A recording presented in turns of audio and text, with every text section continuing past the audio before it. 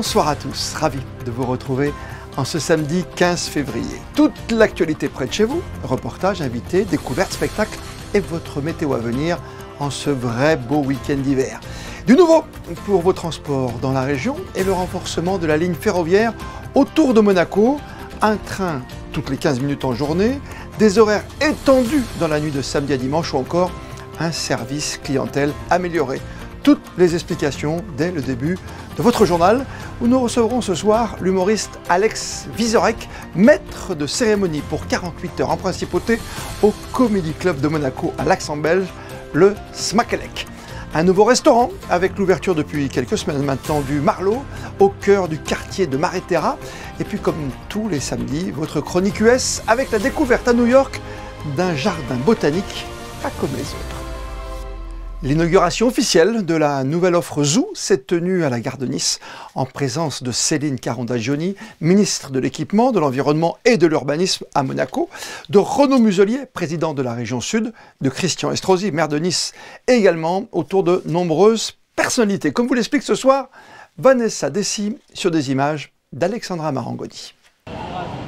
C'est une révolution sur les rails. L'offre Zoo propose désormais un train toutes les 15 minutes entre Cannes, Nice et Menton. Des horaires étendus jusqu'à 2 h du matin le week-end, ainsi que des rames rénovées et modernisées. Avec un investissement total de 226 millions d'euros, la région vise une amélioration significative du service et de la qualité des transports sur le littoral azuréen. Moi de mon côté, le RER, vous l'avez, le RER quand on a un train tous les quarts d'heure pour pouvoir aller en principauté de Monaco, il existe concrètement. Quand on a une gare rénovée comme a été rénovée la gare de Monaco, on l'a. Alors si demain, avec la ligne nouvelle, on est en capacité de passer à 6 TER par heure aux heures de pointe, et c'est l'objectif, Monsieur le Président, de la ligne nouvelle et de ce projet incroyable qui est porté par la région avec tous les élus de notre région pour désaturer les nœuds ferroviaires à la fois marseillais, toulonnais, niçois et pour aller jusqu'en principauté avec le soutien de l'Europe parce qu'on va jusqu'en Italie aussi, il ne faut pas l'oublier. Donc ça c'est du concret. La principauté soutient activement le développement du TER pour faciliter les déplacements de ses salariés et visiteurs. Le gouvernement princier a réaffirmé son engagement aux côtés des autorités françaises pour une mobilité optimisée sur la Côte d'Azur. Ce partenariat stratégique vise à renforcer les connexions entre Monaco et la région au bénéfice des usagers et du dynamisme territorial. L'implication du gouvernement princier a été multiple, d'abord comme un financeur, mais un financeur sur l'axe ciblé de Cannes à Monaco et de Vintimille et de Menton-Monaco. Donc on n'est pas question d'investir sur des choses qui ne sont pas sur notre territoire et qui ne nous intéressent pas particulièrement. C'est ainsi qu'en fait le centre de maintenance a été fait à Saint-Roch et un centre de maintenance proche de notre ligne. C'est aussi de la disponibilité du matériel roulant plus rapide alors qu'avant il était maintenu sur Marseille. Et donc Monaco est impliqué financièrement mais est impliqué comme vous l'avez vu aussi dans la relation opérationnelle. C'est la direction de la prospective et de l'urbanisme qui est le contact privilégié de Sud-Azur. Et donc régulièrement et tous les 3 mois ils vont se rencontrer, analyser les statistiques de fréquentation, le résultat et la performance du service tous les trimestres et non pas une fois l'an comme on pouvait le faire avant. L'offre Zoo est donc un enjeu majeur pour le secteur le plus fréquenté du pays après l'Île-de-France. L'humour belge faisait son grand retour en principauté hier soir au Smakelek Comedy Club autour d'Alex Vizorek qui termine tout juste une grande tournée et que vous retrouvez sur RTL le matin et très souvent chez nos confrères de France 2. Le public monégasque a pu découvrir 2 autres humoristes hier, Thomas Sy et Adrien Montowski. Frédéric Hélion et Julien Laugier les ont rencontrés. Pour une soirée Saint-Valentin, il y a ceux qui choisissent le repas entre amoureux à la maison, un bon resto en centre-ville ou autre option, une bonne tranche de rigolade au Smakelek Comedy Club. Le temple de l'humour belge en principauté accueillait les 14 et 15 février un invité de marque, Alex Vizorek, ainsi que 2 jeunes talents parisiens. Premier sur scène, Thomas Sy. Tu m'as dit aussi, tu verras, Monaco, c'est un peu comme la France finalement. La seule différence, c'est que ici, les piétons parlent russe. Donc, En fait, j'ai des blagues, mais je peux pas te les raconter là. parce que moi j'ai un humour qui pique un petit peu, qui est un petit peu piquant, et je pense que j'ai pas envie d'être censuré pour ma première télé. Donc, mais en tout cas, je suis très content d'être ici. Pourquoi? Une raison très simple. Moi, je suis un très grand fan de Rafael Nadal, et donc Monaco, Monte-Carlo m'a amené beaucoup d'amour et beaucoup de plaisir et beaucoup de bonheur les 20 dernières années. Donc je suis très content de revenir redonner un petit peu de l'amour que vous m'avez donné, même si j'ai appris que le tournoi est en fait en France. Exactement. Donc, bon, on se donne, vous nous donnez, on se donne, ça fait plaisir dans tous les cas. Voilà. Passé tout proche d'une carrière de footballeur, après avoir été au centre de formation de Nancy, Adrien Montowski s'est lui tourné vers l'humour et le stand-up. Je viens d'être un peu papa, carrément papa. Ouais, c'est dur. Et du coup, j'ai quelques blagues là-dessus. Et puis, je suis un peu dans l'absurde et dans l'humour noir, un peu. Donc, on va voir comment les monégasques prennent ça, quoi. J'espère qu'ils vont bien le prendre. J'espère. Prenez-le bien. Je vous en prie, je vous supplie.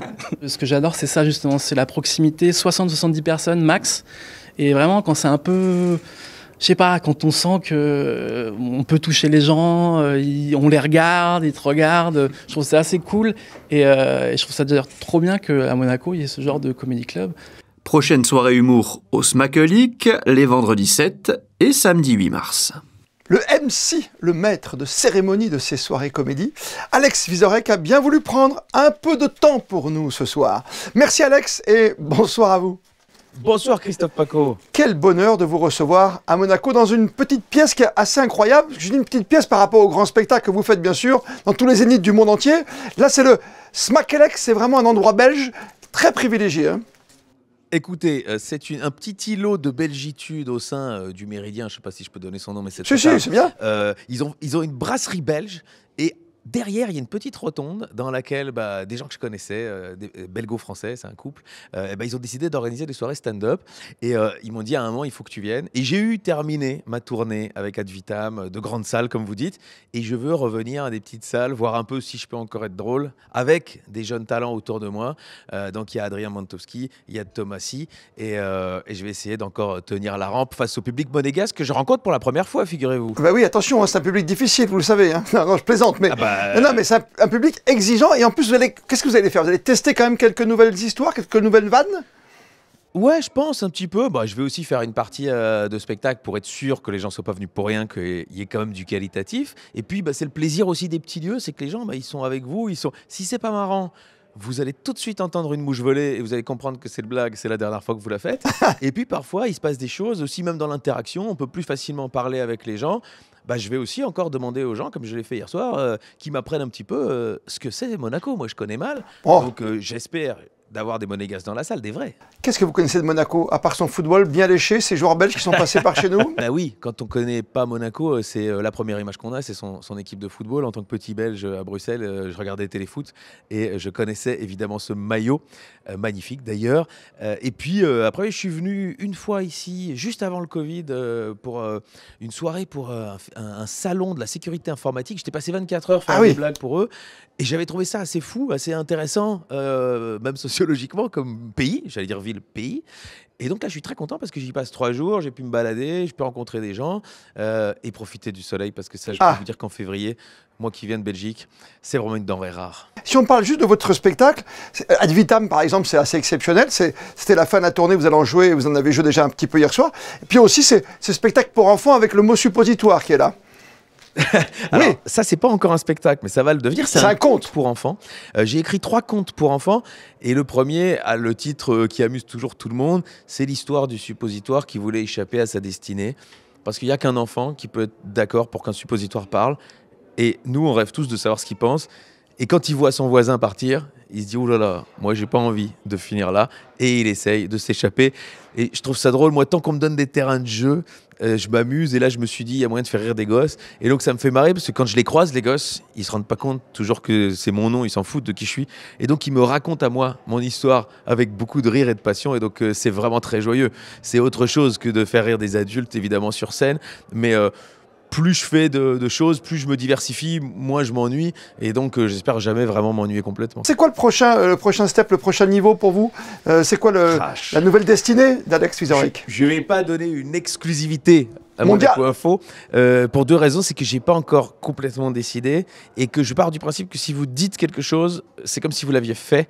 Et donc, il faut que je le fasse avant de le dire. Donc, je vais d'abord écrire, mais je voudrais vraiment trouver une chouette thématique pour le 3e spectacle parce que les gens ont aimé les 2 premiers. Ils sont passés en télévision tous les 2. Donc, je suis impatient de revenir sur scène. J'ai fait 315 dates de Ad Vitam.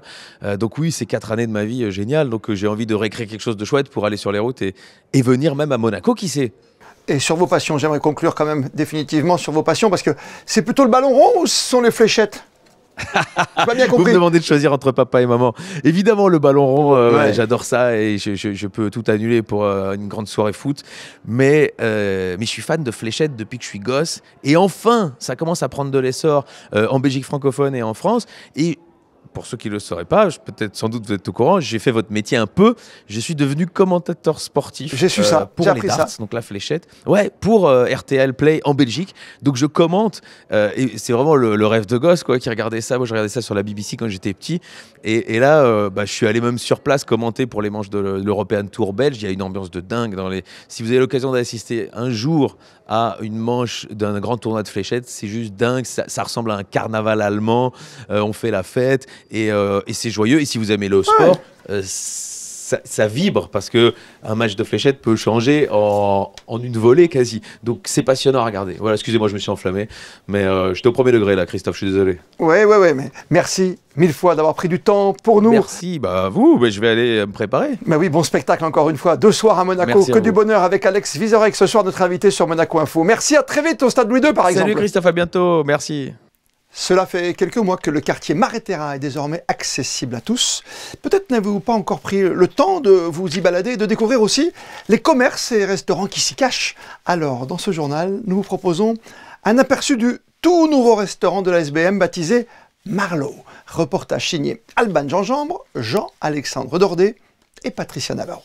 Marlowe, en référence à la ville britannique qui surplombe la Tamise. Ici, c'est en plein cœur de Maréterra que l'enseigne invite les gourmands pour toute occasion, dans une ambiance anglaise, aussi bien dans la décoration que dans les assiettes. Ici, on a un vrai restaurant full on british, du matin au soir. On est au final la jonction entre la place du Casino et le Larvoto et ça crée en fait un flux de monde, beaucoup de gens qui viennent de tous horizons, beaucoup de locaux également. Certains jours, une ambiance musicale vient étoffer les repas et pour amener cette touche britannique jusque dans les assiettes, une brigade de 15 personnes s'affaire en cuisine. Nous avons étudié la carte par rapport aux plats traditionnels anglais. Je suis parti faire un petit stage sur Londres pour apprendre la cuisine anglaise auprès d'un chef anglais. Notre plat emblématique, bien sûr, c'est le bœuf Wellington que nous servons pour 2 personnes. Nous avons les plats typiques anglais, le fish and chips que nous servons avec la purée de petits pois à la menthe. Nous avons des pailles aussi, une paille volaille et une paille végétarienne. Nous changerons la carte 4 fois au minimum par an et nous essaierons de suivre les saisons, les produits qui arrivent frais de nos régions et qu'on fait venir d'Angleterre. Une grande terrasse viendra habiller le restaurant d'ici un mois pour accueillir la clientèle à proximité de la mer. Les sports en basket à 20h30 ce soir à Caen. La demi-finale de la Leaders Cup pour nos joueurs de la Roca Team opposés à l'Asvel à Villeurbanne après leur très bon succès en carrière face à Bourg-en-Bresse 101-88. La culture est la dernière exposition en date au Musée national de Monaco, Agora, que nous présente Marie Bonnet-Blanc. Collectionner, étudier, produire, conserver et transmettre. Ici, toutes les missions du musée font l'objet de réflexions. Pour cette 3e édition, les labs vont à la recherche de nouveaux publics. Ça peut être des scolaires, on a un partenariat extrêmement resserré avec l'éducation nationale, des associations, évidemment le public général pour lequel on organise des visites guidées traditionnelles.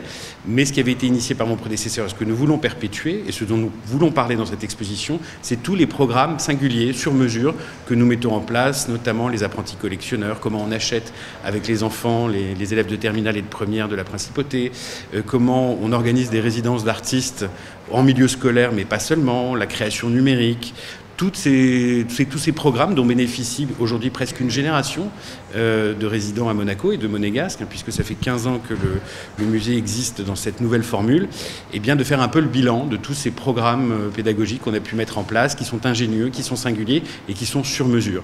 Rita Ferreira est portugaise et elle a été choisie par une étudiante dans le cadre d'un de ses programmes pédagogiques.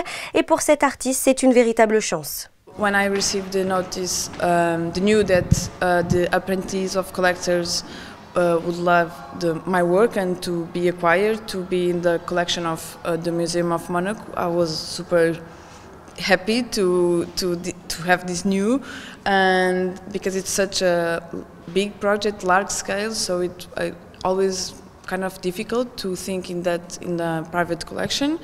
So, and to be the honor to be represented in this museum, it was kind of super happy to me, and this is how I really wanted to come here and to see how it was installed here and to see again the work after this here. So I was super happy. Une nouvelle exposition dédiée à Marie-Claude Beau qui aura pendant ses 50 années de carrière jamais cessé d'essayer de parler à de nouveaux publics.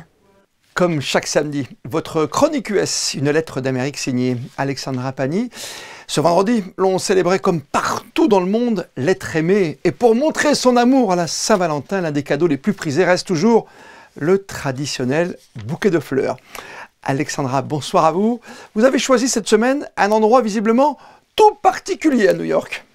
Bonsoir à vous. Oui, vous pouvez le voir, je vous amène dans un lieu féerique. Cette semaine, au New York Botanical Garden, situé dans le Bronx, chaque année est organisée une importante exposition consacrée aux orchidées. Pour cette édition, on est transporté au Mexique. Je vous propose de découvrir ce lieu magique dans ce reportage qui suit. Un manteau blanc recouvre les grandes verrières du conservatoire et contraste avec les couleurs éclatantes exposées à l'intérieur. Depuis plus de 20 ans, le Jardin botanique de New York prépare l'arrivée du printemps avec l'exposition The Orchid Show. Each year the theme changes and we try to keep it fresh and different and new. And this year we worked around the idea of a famous Mexican architect, Luis Barragán. A person who is very iconic in his designs. Many people may not realize, but when they see his work, they're familiar with it. Of course, Mexico is a country that has a wonderful and amazing orchid diversity, including the origin of the world's most famous orchid, vanilla. So we thought this was not only a great opportunity for us to tell the story of orchids, their biology and orchid history, but also a celebration of color and design through this year's exhibition featuring Luis Barragán. Elles incarnent la beauté et la sensualité. Les orchidées sont l'une des familles les plus diversifiées, avec près de 30 000 espèces recensées, et font preuve d'une grande adaptabilité, puisqu'on les retrouve sur l'ensemble des continents. Orchids have evolved an incredible range of habitats. They exist everywhere from deserts to tropical rainforests, even in some of the coldest regions of the world up near the Arctic Circle, which is surprising because when people think of the word orchid, they think of tropical rainforests, much like where we're standing today. But that's where these plants have evolved their incredible diversity. Orchids are adaptable, they're survivors, and despite their delicate reputation, they live in extreme environments. Many orchids in the tropics exist as epiphytes, attached to the branches of trees, living up in the canopy with no soil at all. And so they really have an ability not only to adapt and survive, but then as a also result, produce these incredible flowers which we all know and love. Pour tous les amoureux des orchidées, l'exposition est ouverte au public jusqu'au 27 avril. Et tout au long de l'année, ce jardin botanique offre des décors fascinants et reste un lieu incontournable lorsque l'on visite New York. Et juste avant votre météo préparée par Frédéric Elion, comme le veut la tradition, on termine ce journal en images avec les instantanés d'une soirée placée sous le signe du rire et de la malice avec les photos signées Stéphane Dana de la soirée au Smakelec et la présence très appréciée au Comedy Club de l'humoriste belge Alex Vizorek. On se retrouve demain, 18h30, pour votre journal du dimanche. D'ici là, belle et bonne soirée à toutes et à tous. Et plus que jamais, vous le savez, vous êtes bien sur Monaco Info.